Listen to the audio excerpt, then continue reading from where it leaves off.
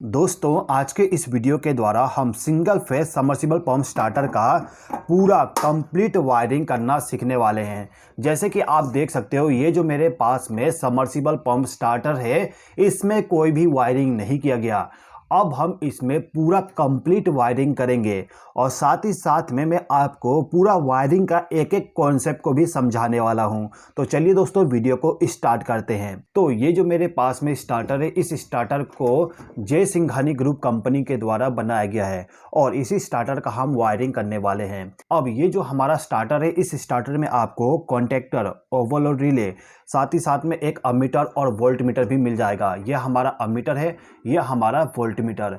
अब जो हमारा मोटर होता है, मोटर के स्टार्ट होने के बाद एक इंडिकेशन लैंप लगाया गया है। वोल्टेज को चेक करने के लिए एक पुश बटन और मोटर को चालू करने के लिए स्टार्ट पुश बटन और मोटर को बंद करने के लिए स्टॉप पुश बटन लगाया गया है। इसके अलावा इस स्टार्टर में आपको दो कैपेसिटर का इस्तेमाल करना पड़ेगा। एक कैपेसिटर हमारा स्टार्टिंग वाली होगी, दूसरा हमारा रनिंग वाली होगी। किसी किसी स्टार्टर में आपको 3 कैपेसिटर भी मिल जाएगा। ये जो हमारा थर्ड कैपेसिटर होगा, ये कैपेसिटर हमारा रनिंग कैपेसिटर होगा। कैसे होता है इसको मैं आपको आगे समझा दूंगा, ठीक है। तो जो भी हमारा सबमर्सिबल पंप स्टार्टर होता है, इसमें आप देखोगे यहाँ पे लिखा होता है कि जो हमारा फेज सप्लाई होगा वो आके पहले नंबर के टर्मिनल पे कनेक्ट होगा और न्यूट्रल पावर सप्लाई हमारा सेकंड नंबर के टर्मिनल पे कनेक्ट होगा। तो यहाँ पे हमें क्या करना होगा कि ये जो हमारा फर्स्ट टर्मिनल है, इस टर्मिनल के साथ में आपको एक रेड वायर को कनेक्ट करना होगा। ये जो रेड वायर है हमारा फेज सप्लाई के लिए होगा। तो इस वायर को मैं ले जाके सबसे पहले तो मेरा जो फर्स्ट नंबर का टर्मिनल है, इस टर्मिनल के साथ इसको कनेक्ट कर देंगे। अब इस वायर का जो दूसरा सिरा होगा, इसको ले जाना है और जो हमारा अमीटर है, अमीटर के साथ इस वायर को हमें कनेक्ट करना पड़ेगा। तो इस वायर को मैं लेके जाता हूं और अमीटर के साथ इसको कनेक्ट कर दूंगा कुछ इस प्रकार से। आपको जैसे कि मालूम ही होगा कि जो भी हमारा अमीटर होता है, अमीटर को हमें हमेशा लोड के सीरीज में कनेक्ट करना पड़ता है। यानी कि जो भी आपका मोटर होगा, मोटर के लिए जो पावर सप्लाई जाएगा, उसका पावर सप्लाई पूरा का पूरा अमीटर के द्वारा जाना चाहिए, तभी जाके अमीटर हमारा पूरा करंट को मेजर कर पाएगा, ठीक है। अब इस अमीटर का जो सेकंड टर्मिनल है, ये वाली, इस टर्मिनल के साथ हम एक और वायर को कनेक्ट करेंगे। यहाँ पे भी आपको एक रेड वायर का इस्तेमाल करना पड़ेगा। तो इस वायर का जो एक सिरा होगा, इसको लाके हम इस पॉइंट के साथ कनेक्ट कर देंगे, यानी कि अमीटर के आउटपुट टर्मिनल के साथ कनेक्ट कर देंगे। यहाँ पे एक और वायर कनेक्ट है, इसका कनेक्शन मैं आपको आगे एक्सप्लेन करूंगा। अभी केवल इस वायर को हम कनेक्ट कर दिए। अब इस वायर से जो पावर सप्लाई जाएगा, इसको ले जाके हमें हमारा जो ओवरलोड रिले है, ओवरलोड रिले के ऊपर में आप देखोगे यहाँ पे 3 टर्मिनल दिया गया है। इन तीनों टर्मिनल में से जो लास्ट वाला टर्मिनल है, इस टर्मिनल पे हम ले जाके इस वायर को कनेक्ट कर देंगे, यानी कि इस टर्मिनल को हम फेज सप्लाई दे देंगे। ओके, तो इस वायर को हम ले जाते हैं और फेज वाले टर्मिनल पे कनेक्ट कर देंगे कुछ इस प्रकार से। अब इस पॉइंट का जो आउटपुट होगा वो हमें इस पॉइंट पे मिल जाएगा, जो कि इस कॉन्टेक्टर के साथ में कनेक्ट है। तो अब हमें क्या करना होगा, इस पॉइंट से हमें एक वायर को ले जाके ये जो हमारा मोटर के लिए टर्मिनल है, इस टर्मिनल के साथ कनेक्ट करना है। कहाँ पे कनेक्ट करना है समझिए। देखिए, जो हमारा सबमर्सिबल पंप होता है, सबमर्सिबल पंप में 2 वाइंडिंग किया जाता है, स्टार्टिंग वाइंडिंग और रनिंग वाइंडिंग। जो हमारा रनिंग वाइंडिंग होता है, उसमें हमें फेज सप्लाई कनेक्ट करना होता है। देखिए यहाँ पे मैं इस वायर का इस्तेमाल कर रहा हूँ। इस वायर को ले जाके मुझे इस पॉइंट के साथ कनेक्ट करना है। अच्छे तरीके से कनेक्शन करना है, तो इसको मैं अंदर से इंसर्ट कर देता हूँ। इस वायर को मैं ले जाके इस पॉइंट के साथ कनेक्ट कर देता हूँ। अब इसी वायर का जो दूसरा सिरा होगा, इसको ले जाके हमें लास्ट वाले पॉइंट पे कनेक्ट करना होगा। तो हम यहाँ पे इसको कनेक्ट कर देते हैं। अब इस टीवी में जो सेकंड टर्मिनल है, इस पे हम न्यूट्रल पावर सप्लाई को कनेक्ट करते हैं। इस पॉइंट पे मैं एक ब्लैक वायर को कनेक्ट करूंगा, क्योंकि हमें यहाँ पे न्यूट्रल पावर सप्लाई मिलने वाला है। तो इस टर्मिनल पे हमने एक वायर को कनेक्ट कर दिए और इस वायर के दूसरे सिरे को ले जाके ये जो हमारा ओवरलोड रिले है, इस ओवरलोड रिले का जो फर्स्ट नंबर का टर्मिनल है, ये वाली, इस टर्मिनल के साथ हम इस वायर को कनेक्ट करेंगे, ठीक है।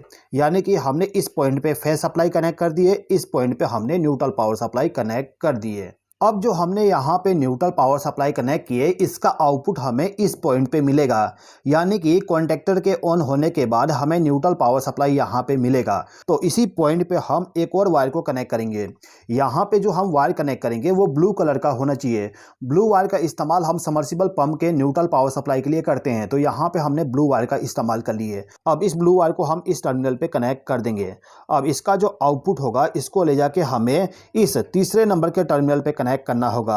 तीसरे नंबर के टर्मिनल के द्वारा हम सबमर्सिबल पंप को न्यूट्रल पावर सप्लाई प्रोवाइड करते हैं। जो हमारा सबमर्सिबल पंप होता है उसका जो स्टार्टिंग वाइंडिंग होती है, उस वाइंडिंग को पावर सप्लाई देने के लिए हम येलो वायर का इस्तेमाल करते हैं। तो इस येलो वायर को हम इस बीच वाले पॉइंट पे कनेक्ट करेंगे। इस बीच वाले पॉइंट पे कैपेसिटर के द्वारा पावर सप्लाई आएगा। कैसे आएगा आप आगे समझ जाओगे। अभी के टाइम पे हम इस वायर को कनेक्ट कर देते हैं।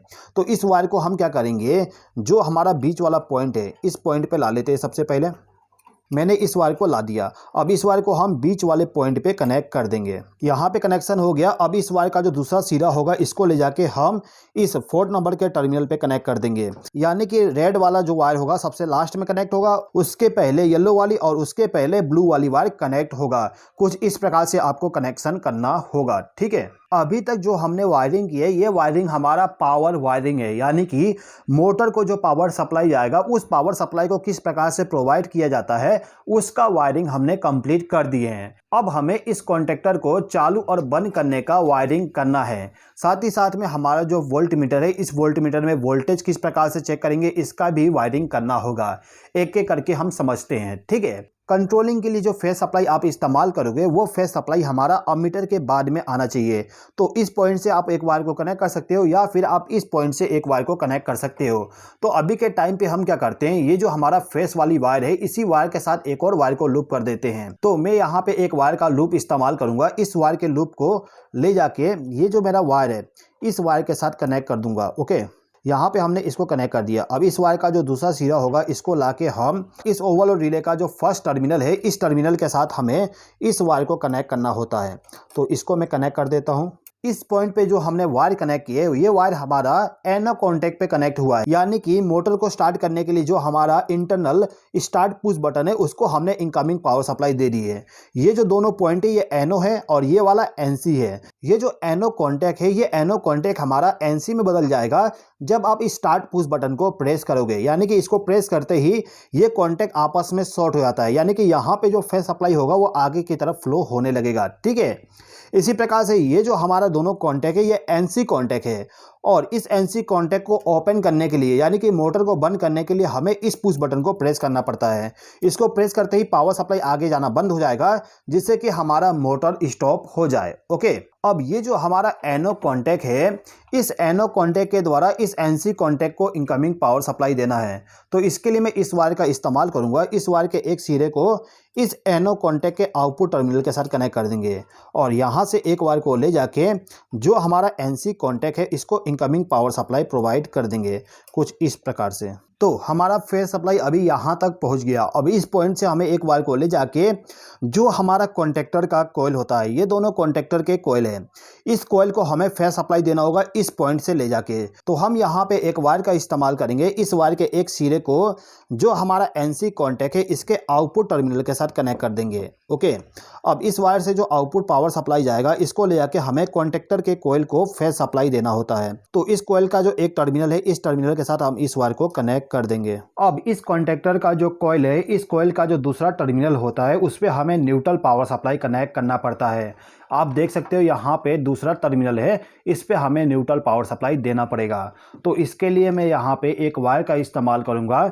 इस वायर को मैं ले जाके यहाँ पे जो हमने न्यूट्रल पावर सप्लाई कनेक्ट किए थे तो इसी के साथ में इस वायर को कनेक्ट कर देंगे। ओके, तो हमने इस वायर को इस पॉइंट के साथ कनेक्ट कर दिए। अब इस वायर का जो दूसरा सिरा होगा इसको ले जाके हम हमारा जो कॉन्टैक्टर है इस कॉन्टैक्टर को न्यूट्रल पावर सप्लाई प्रोवाइड कर देंगे। आप देख सकते हो यहाँ पे मैंने कनेक्शन कर दिया हूँ। अभी तक जो मैंने आपको कंट्रोल वायरिंग बताया, इस वायरिंग में यदि मैं इन दोनों टर्मिनल पे फेज और न्यूट्रल पावर सप्लाई कनेक्ट कर दूं तो यदि मैं इस पुश बटन को प्रेस करूंगा तो कॉन्टैक्टर मेरा ऑन हो जाएगा और इसको प्रेस करने के बाद कॉन्टैक्टर मेरा ऑफ हो जाएगा। लेकिन जैसे कि आपको मालूम है जो भी हमारा सिंगल फेज का सबमर्सिबल पंप स्टार्टर होता है उस स्टार्टर में हमें कैपेसिटर का इस्तेमाल करना पड़ता है। तो इन कैपेसिटर का कनेक्शन कैसे करेंगे समझ लेते हैं। कनेक्शन करने से पहले आप ये समझ लीजिए कि 3 कैपेसिटर क्यों इस्तेमाल किया जा रहा है। देखिए, सबसे पहले तो ये जो सबसे बड़ा वाला कैपेसिटर है, ये कैपेसिटर हमारा 120 माइक्रोफैराड का है। ये जो हमारा कैपेसिटर है, ये कैपेसिटर हमारा स्टार्टिंग कैपेसिटर होगा। यानी कि इस कैपेसिटर का कनेक्शन हम कुछ इस प्रकार से करेंगे जिससे कि इससे पावर सप्लाई केवल स्टार्टिंग के समय, यानी कि मोटर को जब हम स्टार्ट करेंगे उसी समय हमारा इस कैपेसिटर के द्वारा पावर सप्लाई जाना चाहिए इस येलो वाले वायर में। इसके बाद ये जो हमारे पास में कैपेसिटर है, ये कैपेसिटर हमारा 36 माइक्रोफैराड का है। आप देख सकते हो यहाँ पे लिखा गया है 36 माइक्रोफैराड। दोनों कैपेसिटर हमारा 36 माइक्रोफैराड का है। यदि आपका मोटर 1 हॉर्स पावर से भी कम वाली है तो उस कंडीशन में आप केवल एक कैपेसिटर का इस्तेमाल कर सकते हो। लेकिन ये जो मेरा स्टार्टर है, इस स्टार्टर को मैं 1 HP के लिए डिजाइन कर रहा हूँ, इसके लिए मुझे 2 कैपेसिटर का इस्तेमाल करना पड़ेगा। तो इन दोनों कैपेसिटर को मैं यहाँ पे लगा देता हूँ। ओके, अब इन तीनों कैपेसिटर से हमें 6 वायर मिलता है। अब इनका कनेक्शन कैसे करें, तो देखिएगा, इनका कनेक्शन करने के लिए सबसे पहले तो इन सभी का जो एक एक वायर होता है, इन वायर को आपस में आप जोड़ दीजिएगा, यानी कि शॉर्ट कर दीजिए। अब इस वायर को हमें ले जाके इस ओवरलोड रिले का जो बीच वाला पॉइंट है, ये वाली पॉइंट है, आप देख सकते हो ये ओपन कंडीशन में, अभी इस पे कोई भी वायर कनेक्ट नहीं है। तो हमने यहाँ पे जो वायर लूप किए, इन सभी वायर को ले जाके इस वाले पॉइंट पे कनेक्ट करना होगा। इन सभी वायर को हमने इस वाले पॉइंट पे इसलिए कनेक्ट किए क्योंकि इस पॉइंट से जो पावर सप्लाई जाएगा वो जाएगा हमारे इस येलो वायर के जरिए मोटर के स्टार्टिंग वाले वाइंडिंग में। यानी कि जो हमारा सबमर्सिबल पंप होता है, उस सबमर्सिबल पंप का स्टार्टिंग वाइंडिंग जो होती है, उस स्टार्टिंग वाइंडिंग को हमें कैपेसिटर के द्वारा पावर सप्लाई देना होता है।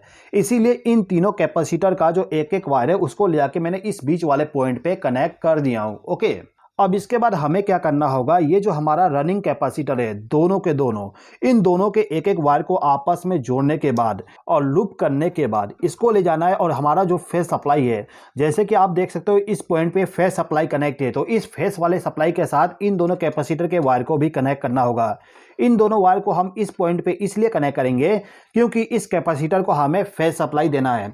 इनको फेस सप्लाई देने के लिए हमने फेस वाले वायर का इस्तेमाल किया है, तो मैं इस वायर को कनेक्ट कर देता हूं। अब ये जो हमारा स्टार्टिंग कैपेसिटर है, इस कैपेसिटर का जो एक वायर है इसका कनेक्शन करना होगा।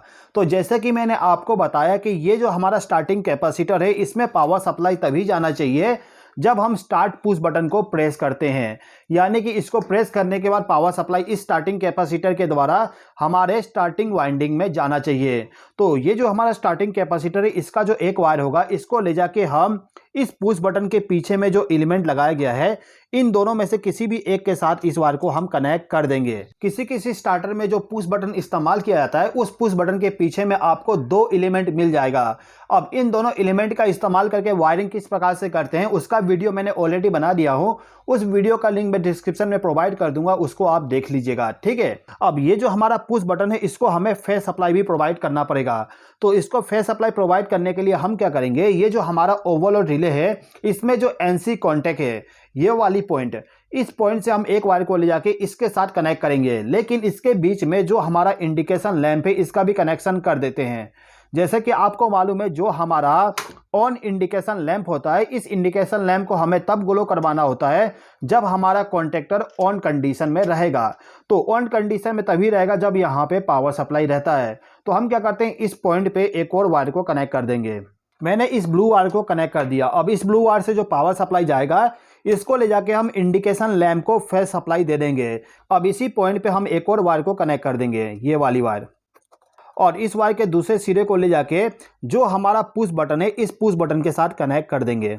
अब इसके बाद ये जो हमारा वोल्ट मीटर है, इस वोल्ट मीटर का कनेक्शन कर देते हैं। तो वोल्ट मीटर को हमें फेस सप्लाई और न्यूट्रल सप्लाई दोनों का दोनों प्रोवाइड करना पड़ेगा। इस वोल्ट मीटर को जो फेस सप्लाई जाएगा, वो जाएगा हमारे इस पुश बटन के द्वारा। यानी कि इसको जब हम प्रेस करेंगे तब जाके हमारा वोल्ट मीटर वोल्टेज को शो करेगा। यदि हम इसको प्रेस ना करें तो वोल्ट मीटर हमारा वोल्टेज शो नहीं करने वाला। तो इसके लिए हमें क्या करना होगा कि ये जो हमारा फेस सप्लाई है, जैसे कि मैंने आपको बताया था, इसी के साथ में एक और वायर कनेक्ट है। तो इस वायर को हम लेके जाएंगे और इस वायर को ले जाके जो हमारा पुश बटन है वोल्ट मीटर वाली, इस वोल्ट मीटर के पुश बटन को हम फेस सप्लाई दे देंगे। यहाँ पे हमने इसको कनेक्ट कर दिए हैं, आप देख सकते हो। वोल्ट मीटर वाला जो पुश बटन है, इसका जो आउटपुट टर्मिनल है, इस टर्मिनल के साथ हम एक और वायर को कनेक्ट कर देंगे। तो मैं यहाँ पे इस वायर को कनेक्ट कर देता हूँ और इस वायर का जो दूसरा सिरा होगा इसको ले जाके जो हमारा वोल्ट मीटर है इस वोल्ट मीटर को हम फेज सप्लाई प्रोवाइड कर देंगे। अब इस वोल्ट मीटर का जो दूसरा पॉइंट है इस पॉइंट पे हमें न्यूट्रल पावर सप्लाई देना होगा। तो न्यूट्रल पावर सप्लाई देने के लिए मैं यहाँ पे एक ब्लैक वायर का इस्तेमाल करूंगा। इस ब्लैक वायर के एक सिरे को ले जाके जो हमारा न्यूट्रल वाला टर्मिनल है इसी टर्मिनल के साथ इस वायर को कनेक्ट कर देंगे कुछ इस प्रकार से। अब इस वायर का जो दूसरा सिरा होगा इसको ले जाके हम वोल्ट मीटर को न्यूट्रल पावर सप्लाई प्रोवाइड कर देंगे। अब ये जो हमारा इंडिकेशन लैंप है इस इंडिकेशन लैंप को ग्लो करवाने के लिए हमें इस इंडिकेशन लैंप को न्यूट्रल पावर सप्लाई भी देना पड़ेगा। तो न्यूट्रल सप्लाई देने के लिए ये जो मेरा न्यूट्रल वाला वायर था इसी के साथ में मैंने एक और वायर को कनेक्ट कर दिया हूँ। अब इसी वायर को ले जाके मैं मेरा जो इंडिकेशन लैंप है इस इंडिकेशन लैंप को न्यूट्रल पावर सप्लाई प्रोवाइड कर दूंगा। तो मैं इस वायर को ले जाके दूसरे वाले पॉइंट पे कनेक्ट कर दूंगा। इस पॉइंट पे फेज सप्लाई कनेक्ट है और इस पॉइंट पे न्यूट्रल सप्लाई। अब इस स्टार्टर का केवल हमें एक फाइनल वायरिंग करना है। फाइनल वायरिंग हमारा ये होगा कि ये जो हमारा कॉन्टैक्टर है इस कॉन्टैक्टर को होल्ड करके रखने के लिए, यानी कि जब मैं पुश बटन को प्रेस करके इस कॉन्टैक्टर को ऑन करूं तो कॉन्टैक्टर हमारा ऑन ही रहे, इसके लिए हमें एक वायरिंग करना पड़ेगा। तो वायरिंग करने के लिए हमें यहाँ पे एक छोटा सा लूप का इस्तेमाल करना है। इस लूप वायर को ले जाके ये जो हमारा एनो कॉन्टैक्ट है इसका जो आउटपुट टर्मिनल है इस टर्मिनल के साथ हम इस वायर को कनेक्ट कर देंगे। अब इस वायर का जो दूसरा सिरा होगा इसको ले जाके हम हमारा जो ये वाला पॉइंट है, ये जो कॉन्टैक्टर है, कॉन्टैक्टर का जो 4 नंबर का टर्मिनल है इस टर्मिनल पे हम इस वायर को कनेक्ट कर देंगे। तो ये जो हमारा सबमर्सिबल पंप स्टार्टर है इसका वायरिंग पूरा का पूरा कंप्लीट हो गया।